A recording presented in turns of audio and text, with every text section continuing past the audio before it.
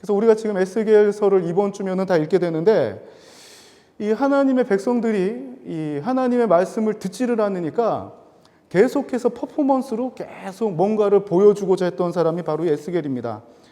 자, 이 3장을 보면은 에스겔이 갑자기 벙어리가 되어가지고 아무 말을 못하고, 또 이 4장을 보면은 이 말 못하는 에스겔이 갑자기 나와가지고 이 390일 동안 그 왼쪽으로 눕고, 또 이 40일 동안 오른쪽으로 눕고, 이 1년 넘는 시간을 이 누워서 이 지내는 퍼포먼스를 보여줍니다.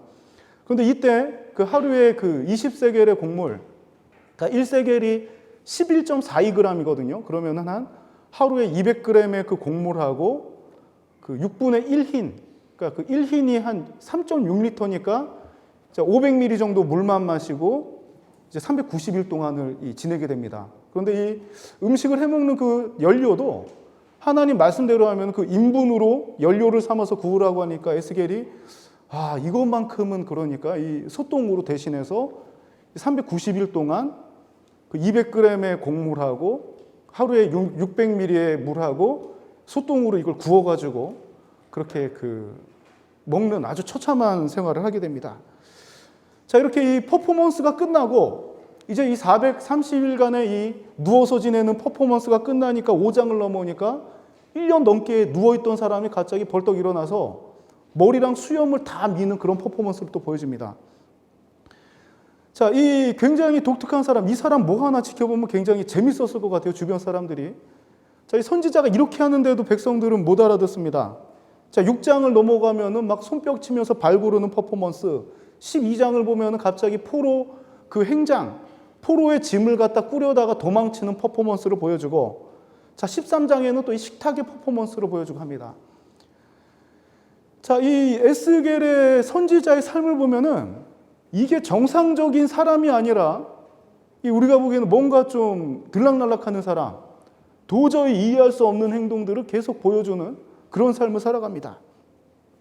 그렇다면 이 에스겔은 도대체 왜 이런 퍼포먼스를 보여주고 자, 어떻게 이렇게 버틸 수 있었는가?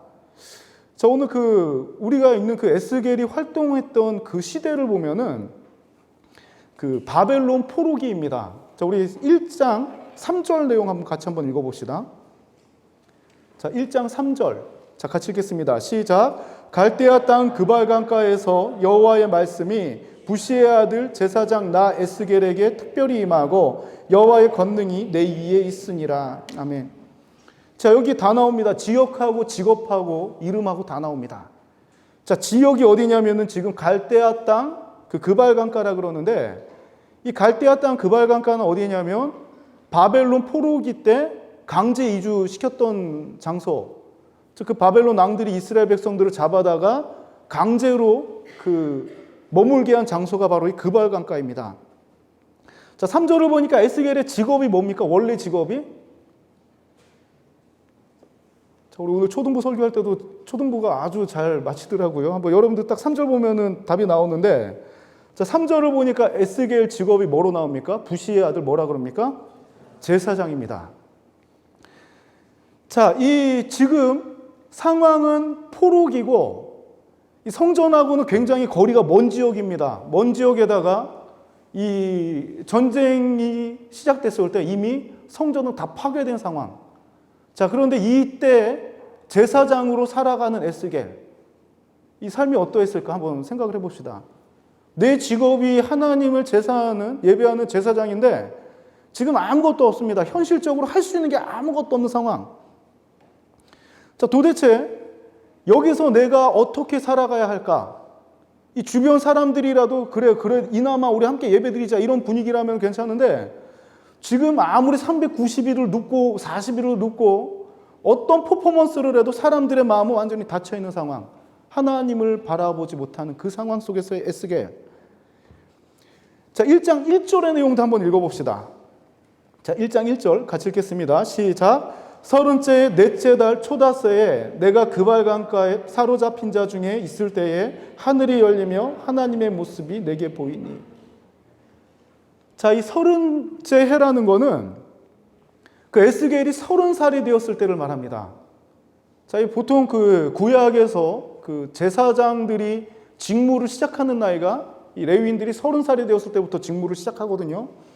그러면은 딱 뭔가 이 규모 있고 멋있게 하나님의 이 직무를 감당할 수 있는 이 시점에 에스겔은 지금 그발 강가에서 아무것도 못하고 있는 그 답답한 상황입니다. 자, 이 지금 에스겔이 처한 현실, 하나님을 찾아야 되지만 찾을 방법이 없는 지금 현실, 그리고 뭔가 이 하나님의 제사장으로서 뭔가를 갖다가 나타내거나 아니면 이 힘으로 살아가야 되는데 지금 아무 이 에스겔이 견딜 수조차 없는 그런 절박한 상황입니다. 자, 근데 이때 이 1절을 갖다 다시 한번 자세히 보면은, 자, 사로잡힌 자 중에 포로처럼 살고 그냥 평이하게 살아가지만 에스겔에게 하나님이 임하기 시작합니다. 그리고 다시 오늘 읽은 1절부터 3절까지의 내용을 보니까 이제 하나님께서는 에스겔을 제사장이 아닌 그 선지자로 세우신다는 것입니다. 자, 하나님의 은혜와는 관련 없는 지역, 바벨론 지역에서 하나님의 권능이 에스겔에게 임하니까 이 이후로의 삶은 에스겔이 하나님과 계속 교제하면서 이 답답한 백성들, 하나님을 바라보지 못하는 백성들에게 끊임없이 하나님의 메시지를 전달하는, 말로 안 되면 퍼포먼스로 전달하는 그 역할을 감당했다는 것입니다. 자, 이 구약시대의 이 신앙의 중심은 어떤 중심이냐면, 따라합시다. 성전 중심. 이 성전에 모이고 성전에서 제사를 잘 드리면 이건 신앙생활 잘하는 사람들이었습니다. 구약에서는. 이 성전이 흥하면 우리가 축복받은 거고, 성전이 무너지면 신앙도 무너진 상황. 지금 에스겔은 성전이 무너졌기 때문에 아무 그 의지할 곳이 없는 상황입니다. 자, 그렇다면 오늘날의 신앙은 무엇 중심이냐면, 따라합시다. 성령 중심. 성령이 중심이 되어서, 제가 이전부터 계속 강조하는 내용이, 교회라는 그 개념이 단순히 이 건물 모이는 회중을 뜻하는 게 아니라 성령이 거하시면은 이것이 곧 교회가 된다 그랬잖아요. 그 마태복음 16장의 내용을 통해서. 자, 그렇다면 지금 구약의 에스겔의 상황은 성전이 무너져서 아무것도 의지할 수 없을 때 하나님의 권능이 임한 상태이고, 이것을 우리 삶에 적용해 보면 내 삶 가운데 성령이 나타나지 않는다. 예배 드릴 때마다 내가 뭔가를 하나님과 교통하고 그런 시간이 아니라 이 시간 자체가 괴로운 시간, 무슨 이유가 되었던지 간에 뭔가 하나님과 교통하고 싶고 뭔가 하나님과 교제하고 싶지만 내 의지대로 할 수 있는 게 아무것도 없는 상황. 지금 이 상황이 바로 그 이스라엘 백성들의 상황과도 같은 상황이라는 것입니다. 자, 이 우리의 삶도 때로는 지금 이 바벨론에 있는 에스겔과도 같은 때가 있습니다. 내가 이 진작 예수를 믿고, 자, 구원받았다는 것도 알고 뜨거운 은혜의 체험도 했지만, 내가 이렇게 힘들 때마다 주님 앞에 나아가야 되는 것도 알고 기도해야 되는 것도 이미 빠삭하게 잘 알고 있지만, 내 이 절망적인 현실 속에서 이 신앙을 내려놓고 싶어서가 아니라 내려놓을 수밖에 없는 상황. 기도를 해야 되는데 그거는 아는데 기도가 안 나오고, 예배를 드리는데 이 답답한 심령들. 자, 이 속에서 우리는 무엇을 찾아야 될 것인가? 자, 이런 아픔 속에서도 그래도 분명한 것은 무엇이냐면, 내가 힘이 먹고 부족할지라도 하나님께서 나를 통해 하나님의 일을 이루신다는 것입니다. 우리의 존재가 뭔가 훈련이 잘 되면 좋습니다. 그리고 뭔가 뛰어난 탁월한 하나님께 받은 그런 달란트들이 비춰지고, 또 하나님께서 내게 주신 사명이 뚜렷하고 분명하여서 그것을 평생 잡고 간다면 이것만큼 행복한 일은 없을 것입니다. 그러나 대부분의 사람들의 생활이 어떠한가? 날마다 하나님과 교통하기보다는, 하나님과 동행하는 그런 인식을 하기보다는 반복되는 패턴 속, 아침에 일어나면 학교를 가든지 직장을 가든지, 이 일과가 끝나면 집에 돌아와서 일단은 정리하고 쉬어야 되고, 다시 아침이 되면 반복되는 패턴. 이 속에서 내가 하나님을 인지하기는 하지만, 하나님께 예배자로 선다고 고백은 하지만, 내 삶을 돌이켜보면 그런 흔적들이 남아있는 것 같지 않을지라도 하나님의 권능이 우리 위에 임한다면 에스겔과도 같이 하나님의 능력이 나타나는 삶을 살아갈 수 있다는 것입니다. 바벨론이 중요하고 예루살렘이 중요한 것이 아닙니다. 그리고 내가 지금 이 직분을 가져서 성전 안에 있는지 성전 밖에 있는지가 중요한 것이 아니라, 따라합시다. 지금 나와 하나님께서 동행하시는 것이 중요하다. 이것을 믿는 것이 바로 믿음이라는 것입니다.